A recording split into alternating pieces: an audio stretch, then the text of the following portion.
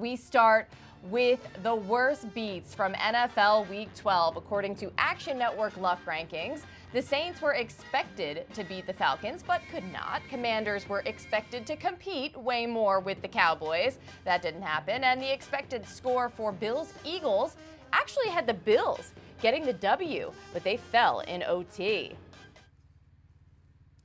Our predictive analyst Nick Giffen joins us now. I think it's safe to say that Bills-Eagles game probably had the most eyeballs on it. So how did that game in particular impact your luck rankings?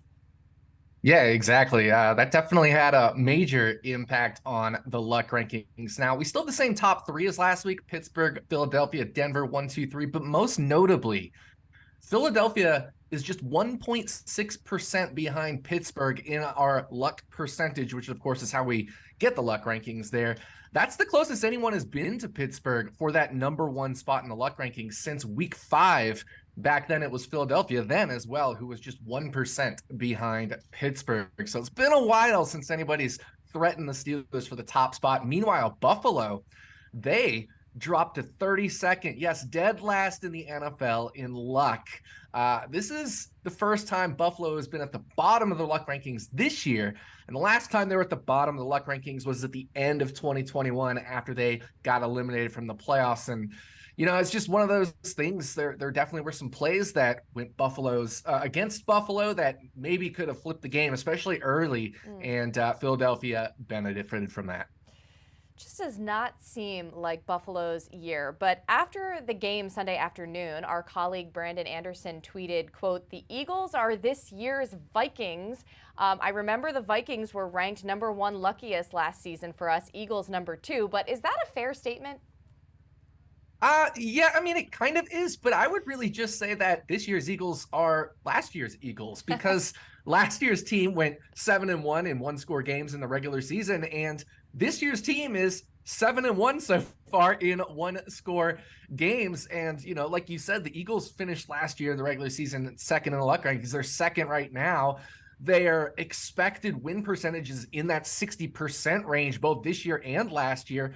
Whereas the Vikings last year, their expected win percentage at this time last year was only around 50%. So I would just say the Eagles are this year's version of last year's Eagles. And so, you know, 10-1, they certainly are a great team. I just think they've been, you know, a little lucky in the record. I mean, let's look at it. For example, that James Cook dropped touchdown, that wasn't Philadelphia being skillful. If anything, that was them being bad. It was just Buffalo happening to drop a pass and being worse, I guess, arguably. But that should have been a touchdown. Then Buffalo gets 2 straight false start penalties, takes themselves out of field goal range. And then all of a sudden, there's points off the board. Buffalo misses a field goal. Again, nothing that Philadelphia could do about that one. So look at last week, Marquez Valdez-Scantling drops a wide open touchdown that would have won the game for the Kansas City Chiefs over Phillies. That's, again, not Philadelphia being good. That's them technically being bad and the other team just being worse. So certainly Philadelphia has been a bit lucky this year. Well, I think there is something to be said for consistency.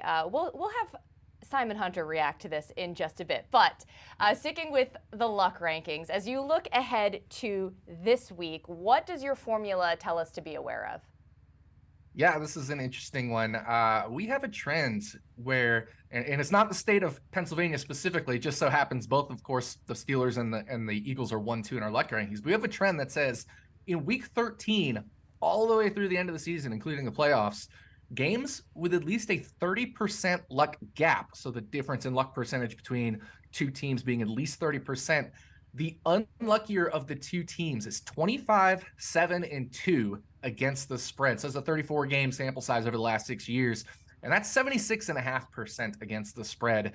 If we just look at road teams, these same games, but the unlucky team also being the road team, those teams are 13-1-1 against the spread. That's 90% against the spread if the team also happens to be on the road.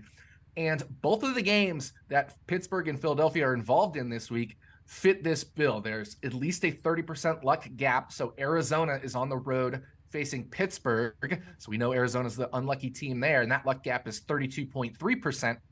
And San Francisco in that marquee matchup against the Philadelphia Eagles on the road, luck gap of 31.6%. So just playing the trends there, it would say to back Arizona and to Ooh. back San Francisco on the spread. Now, again, these are against closing spreads. So right now we're only Tuesday. We kind of have to see where these things move, but at least against the closing spread, road unlucky teams this late in the season with a large luck discrepancy have been covering at an absolutely bonkers rate.